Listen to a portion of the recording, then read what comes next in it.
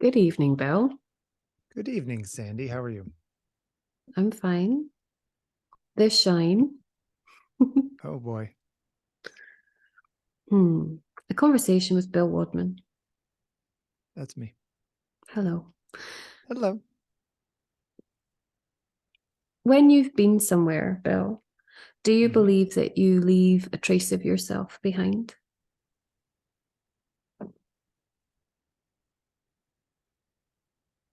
Never really thought about it, but yeah, probably. In what way?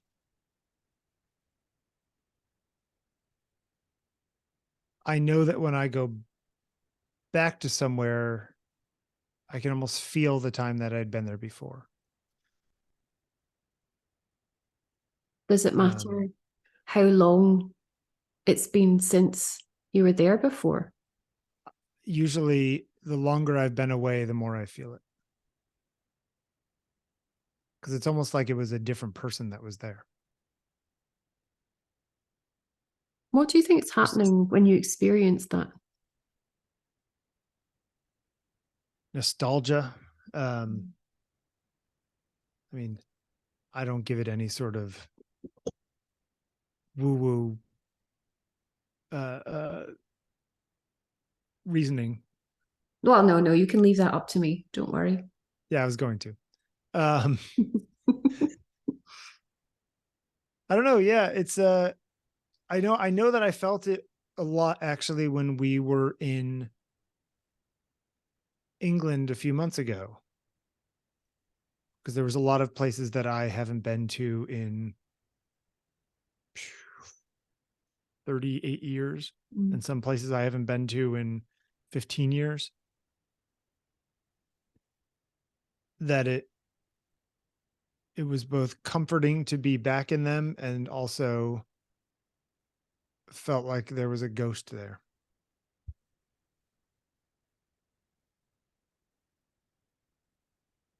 Creepy. Do you Mm. find The Shining scary? Um, yes, I do. I think it as the movie version, Mhm. much as Stephen King wasn't impressed with what they'd made of it as a film. I think it does tap into the kind of the terror of being somewhere that seems to be kind of alive without the living. And as a child, I went many times with particularly my grandparents, my mum, to a hotel called the Peebles Hydro Hotel, which is in the I'm town of sorry. What is it Peebles. called again? Peebles Hydro Hotel. Okay. And it's in Peebles, in the Scottish borders. And it's a vast hotel that's very, very much like what we think of as the Overlook Hotel. It has long, seemingly endless corridors.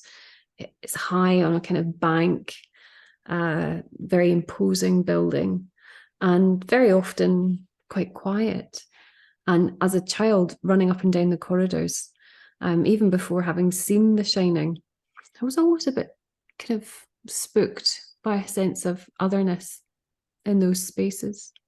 The sense that, people were maybe all around me. And even if they weren't all around me in that moment, that many people had maybe been there before. And that Mhm. especially things like behind doorways, there could be things, uh, very ordinary things, but nonetheless presences. How do you know though when you have that feeling it isn't just your brain running away with itself. It's your Well, I don't think imagination that. playing tricks on you. I mean, I'm sure there are many ways in which we could explain our feelings of nostalgia, of fear, all the things that we might feel. We could explain them with some kind of chemistry in the brain or, something physiological. Frankly, I find that quite dull. Um, Not because it's dull in and of itself, but because actually I do think there's something else going on. So many times when I speak to people about this, even the most ordinary, intelligent, well-educated people have a sense that there's a trace of themselves or of other people, something living in a space that seems empty.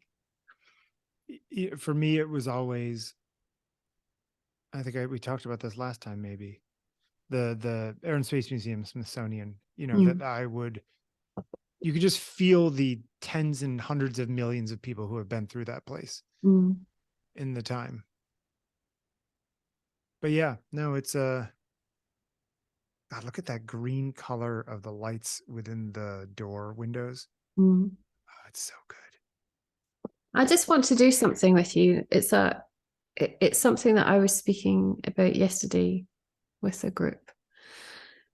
When you look at this image, like you've seen the movie The Shining, right? Yeah.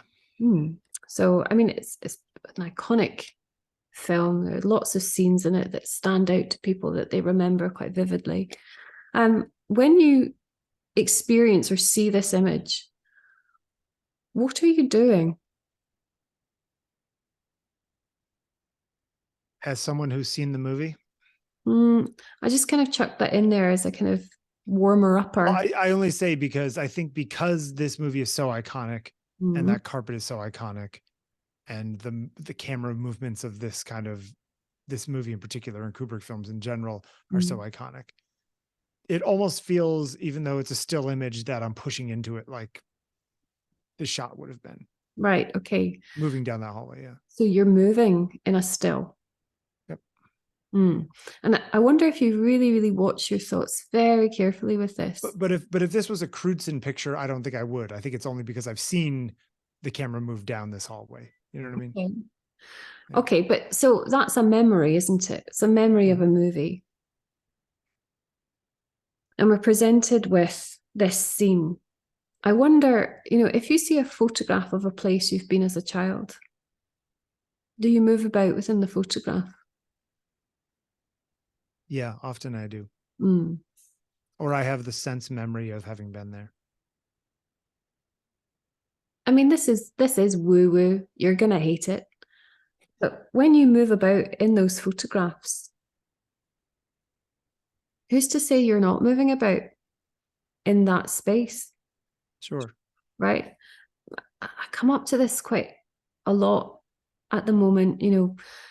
I was speaking over Christmas. I had family here.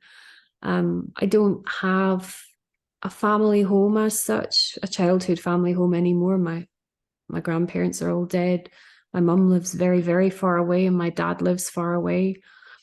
Nonetheless, in the place I came from in Scotland, but not in the house or home I grew up in. And so all of that is gone. But when I see photographs, for example, of the apartment I grew up in as a child, like you, I move around in those photographs. And I've wondered many times if I'm there. I wonder if are you the kind of person who, do you have a good sense of direction? Do you have a sense of where you are spatially in a place? Always. Okay. I think that there's also something to that. I can close my eyes and walk from my hotel in Florence or in Venice or London to the restaurant we went to one night. I can walk the route in my head, even though this hasn't happened in 10 years. But this is to do with excellence of memory, Bill. No, I understand that, but I'm saying that I wonder if, but there's also kind of understand. It's not just memory, because it's also understanding how things feel and move around you. You know what I mean? And I think that if I look at a picture of my mother standing in the kitchen that I grew up in, I think there's some people who would see that as just my mother standing in the kitchen I grew up in, where I could place myself sitting at any one of the seats in that room, looking at the same picture of my mother, But I wonder if maybe, you could have a conversation with your mum. And let's say there is a photograph of her standing, looking out a window in the kitchen. Yeah. And it's on a sunny day in May.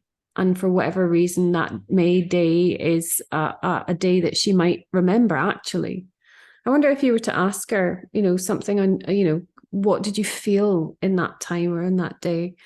I wonder if she would feel your presence as the memory. In that, I wonder when we're moving around in spaces that we aren't actually, if we are not just that we leave a trace where we have been, but that we actually energetically are putting ourselves into places. You're saying in that situation that I wasn't in the room when this picture of my mother was taken, if she would place me in there? Kind of. I think I really am going like way beyond the normal realm of amount of woo. Of my woo. Yeah. Yeah. Which is that if you and I are similar in this, in that we both navigate space easily and we both have excellent memories, that when we remember and we locate through a kind of, it's through something visual, isn't it, usually? But then there might be other kind of senses involved in it. If we are actually essentially kind of like an astral projection or kind of somehow traveling, we are traveling, or if it really is just as boring as saying, well, I'm just imagining. Yeah. I'm just imagining. I mean, there's those people who would say, it's the old, where it used to be, if you dream something and you experienced it, is that really any less than if you experienced it in real life? Or nowadays with technology, if you're in love with someone in a VR thing, and is it the same as living in the real world? It's like, well, your brain is just getting a whole bunch of sensory inputs and making a story out of it. What's the difference if those sensory inputs are artificial? I tend to believe that there's some Platonic or Aristotelian correctness to reality.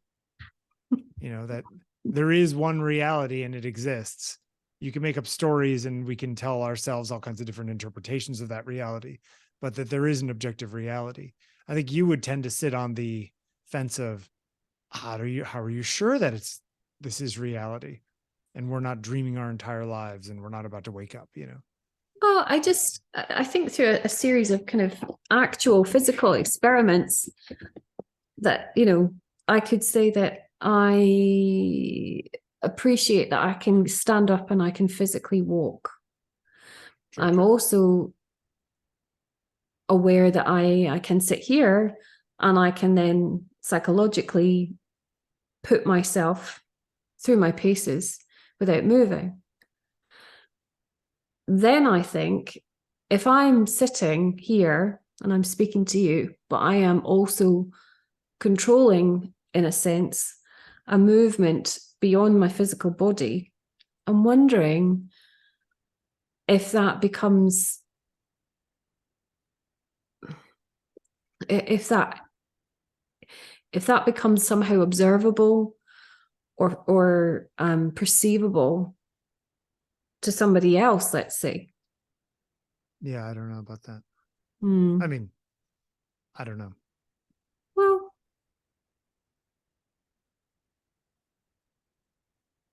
I wonder, you could do an experiment for me, and anyone watching this might try this. It's a bit freaky. As if you move through a doorway, for example, that when you move through the doorway and reach the other side, that you stop, and without turning, you imagine yourself still traveling through the door to join your physical vehicle again. Okay. Like docking and undocking. And in that kind of visualization, like what do you perceive of the space through which you have just traveled? My bigger question there is, which one is me? Well, indeed, there are lots of questions come up in these kinds of things. And I mean, I've put Roni Horn on the screen here. She made a series over, I think, 20-year period. It was about paired objects, where identical sculptures were placed at various junctures in gallery settings. kind of forcing the viewer to consider whether you can ever experience the same thing twice. Roni Horn is particularly interested in time and its impact on perception. Sure. But in this case, it's also about how the same form, as much as anything can be the same form twice, not just exists kind of autonomously, but coexists with something that is identical. In relation to the other one like it, in relation to the walls, in a different space, a different light, all the rest of it. Yeah. Yeah. You see the second one after the first one. What if you saw the second one first? Would your perception of the first one change? Well, yes. And that, I think, is something else we could ask, is like, how quickly does a place change, for example? Yeah. So last night I visited my friend Ilse, and her apartment is extremely familiar to me. And I wasn't there for very long. I just popped in to say hello. And as soon as I come into her house, I mean, I've known her since I've been a teenager. She's one of the first people I met when I came to Bournemouth. So I've known her for sort of 26 years, a long time. And I've been going to her flat for that amount of time as well. And I come in, and it's that sense of familiarity. Now, I lazily, along with most other people, assume that the places we visit that are familiar to us are the same each time. Sure. What I wonder when I'm not being lazy and I'm thinking, so I wonder if, can it be the same? Can it be the same place each time? I mean, even more of a Ship of Theseus thing, your house is very different than it was when you first moved into it because you've done work on it. Yeah. Is it the same house? Mm. If you think about the first day you walked into that space, is where you are right now the same kitchen? And further to that, the space is the thing, isn't it? Yeah. Not the edifice, not the structure, the space. If I went to where my childhood home was and somebody had torn down the childhood home and it was just the land there, and I stood where that kitchen was, am I in the same place? If that kitchen was taken apart and stuck inside of the Met, would that be my kitchen? Well, yeah, I mean, there's lots of kind of issues with reconstruction. Sure. Or reposition. Would this work? Would Roni Horn's work be different to you if the sculptures weren't just stone spheres and they were, some Bernini-esque level of statue, and there were two of them? Would that be different to you? No, does sort of the simplicity of the object as sort of a stand-in, it could be anything, but they chose two spheres. Yeah. In this case. Would it be different if it was a more complicated object? Well, I mean, like you, I've been in Florence many times, and I can see David, and I can see David. Sure. Right. It is a hell of a sculpture, just putting that out there. But nonetheless, we have a replica and we have a real, or, sure. Which way round is it? Or the one outside and the one in the academia. Exactly. Sure. So, of course, people knowledge comes along and gives us what we think is a fact. But here we are observing essentially the same thing twice, but of course not the same thing twice because its surrounding, its environment, different. Yep. There's so many changes occurring all the time, even in things that are in many ways perceptibly the same. And with places and this kind of sense or question whether we leave a residue somehow, that fascinates me. Yeah. Do I leave myself where I have been as much as where I am? Am I myself in now as much as I ever was? These are... Let me ask you a a related question. Does your mother wear perfume? Yeah. Your mother was visiting. She leaves. 3 hours later, you smell her perfume. Yeah. Is your mother still there? Mm. You know? Well, we Because actually, eventually that will dissipate and you won't smell her perfume anymore. well, funnily enough, speaking of my mum, when she was here over Christmas, we talked about her and my aunt clearing my grandmother's apartment after she had died, Sure. and finding the squirreled away things that, you know, old ladies invariably seem to have, and going into the bathroom cabinet and finding unused but crumpled up tissues that she'd stuffed Sure. in to a little cup, obviously waiting to put them up the sleeve. And my mum described this sense of, you know, just inhaling them because they smelled of my grandmother. And that she and her sister argued about whether they should throw them out or not. Sure. As if the entirety of the person is contained within these objects. These dead things live. My sister kept the pillow my father used to sleep on because it smelled like him for a long time. Mm. You know, sure. I mean, these are the ways that we can time travel. Yes, but again, you know, I know we can't answer for sure. Well, we can definitely really think about it, can't we? Can we choose to go somewhere that we're not? And even when we don't choose, do we in fact leave parts of ourselves all over the place? You know, will my presence be felt in this house when eventually I'm allowed to leave? Right. Or will it just be the anonymous understanding that there were people here before? Because of course it was a house that was lived in for 20 years. But maybe it was built and it was never lived in for 30 years. Could you feel the difference? Mm. Well, again, in conversation about this with other people, you know, we're talking about how certain places might somehow seem bad. You know, there's nothing wrong with them, but they feel bad. The house that my sister lived in Austin, Texas, we used to sleep in a second bedroom. And the neighbor was this old guy.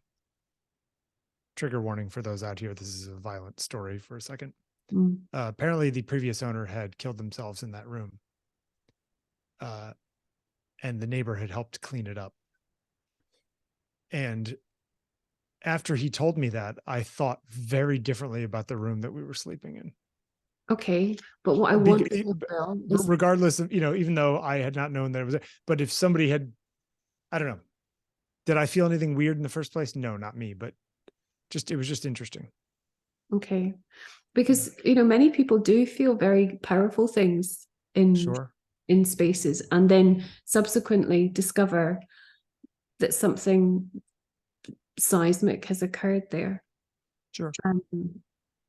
I often think that those people, probably it's more coincidental, or, you know, they feel weird about 100 rooms and one of the rooms happened to have something and that's the story they tell. Oh, I don't know.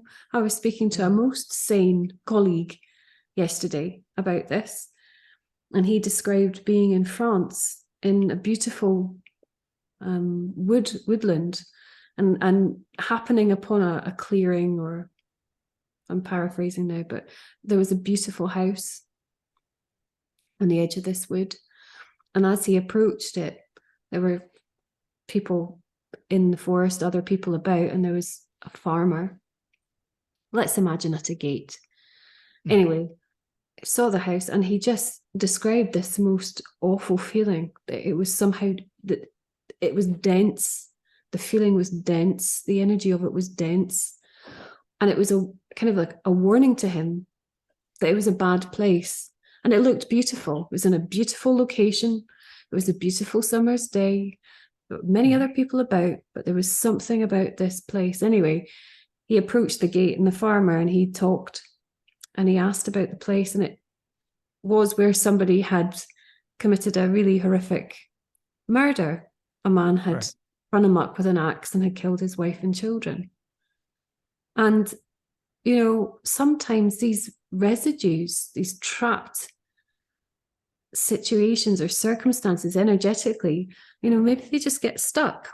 I mean, nothing Isn't new. it interesting though that there's nothing particularly about that place that is going to make something else violent happen there again, just because something happened there once? No, but then you could ask, maybe there was something in the place to begin with that meant that event There, happened.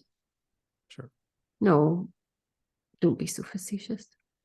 I love, by the way, I don't know why I love them, but Walker Evans photos like this just make me smile. It's like photography of another time, and obviously it's of another time, but it's like a style of photography from another time that I'm very comfortable with. Well, I mean, Walker Evans, Specifically this kind of stuff, not yeah, necessarily all of his. this work though, you know, it is of another time. But the thing I find fascinating about this is that at the moment he was shooting it, I'm sure Walker Evans had a sense that it was of another time for people in the future. Oh, you think he was saying, I'm going to freeze this moment so people later can see and feel how I was and where I was? Kind of. And I mean, I think he did have an agenda. He did have an agenda. I mean, Yeah. he's a very fine image maker, of course. And I look for a long time at his photographs, and I too love particularly his photographs of interiors. They're right up my street. But I always get the sense with his work that they were deliberate records. And also that there's an element of, you know, deliberate or intentional preservation. And often I don't feel that with photographers. They've not been in the future. Whereas with Evans, I wonder if he was in the future. He described his work as literate, authoritative, transcendent. And I agree, I have to say. You know, I don't think I ever saw a picture of Walker Evans, and I'm looking at one now. Yeah, he was quite a nice looking man, actually. Yeah. Kind of benign face, I've always thought. Yeah. But anyway, I mean, he worked for Farm Security Agency. Sure. Same Yeah, thing Dorothea Lange was working for. This is post Wall Street crash, so this is sure. in the Depression. Kitchen interior showing stove with view into pantry, circa 1930. Actually, the date is extended. When you look at this photograph, it's part of a wider group of photographs that was between 30 and 34. And he did actually get into some hot water rather round about the tail end of the 30s, I think, having photographed people in the Dust Bowl, and particularly one family who many thought he sort of exploited and made them seem as if they were totally ignorant and incapable, but very much against backdrops like this in their domestic setting. Poor farmers, you know, that kind of thing. Sure. That was very loaded and highly political. But these spaces, you know, they're eloquent. Well, I think they're very oh shoot, what is the art term? They're very ordinary in their elegance. You know what I mean? They're lived in. They're, what is the word? I'm gonna have to come up with the word, and we'll discuss it next time. What I want to know though, Bill, is unlike the Overlook Hotel, we haven't moved about in a movie with this. True. And the Overlook Hotel was manufactured. This was not. Yeah, I mean, the Overlook Hotel, the interiors were all Elstree Studios. Sure. In London. But are you moving about within this photograph? I certainly want to dive into this photograph, but that is also something that when I see nerdy photographer for 10 seconds, when I see larger format For 10 images, seconds. just for 10 seconds, when I see larger format images, it's one of the things that I like about them is that there's generally enough detail where you almost could feel like you're there. And there's something about that that feels real, you know, they have a realism to them because of that, that I personally get tingles about. Well, in the same way that we might put ourselves into an actual space, I don't know, energetically move there. I wonder, with all these photographs printed or even seen on a screen, when we're viewing them, are we leaving a trace of our view of them in the image? I would say no, that's going one step too far. Oh, I knew I'd tip you over the edge eventually. But I will go so far with you as to say there is a sense that you are experiencing the people who were in the photo, even though we're 97 years on, you know, 97 years. That's crazy. 93 years, 93 years on. You know what I mean? It's so there's that. I think that the photographic era changed the way we perceive the past, in the sense that we have photographs of, you know, antebellum Southern slaves, or, you know what I mean? Like things from the mid 19th century that don't exist anymore. And they feel more real than something from 400 years ago, because we have actual images that we can trust as objectively true of what was in front of the camera at the time. Yeah. And I think there's something about that. So in the same way as, you know, I may have been to some really old person's house when I was a little kid that didn't feel that much further down the line than this.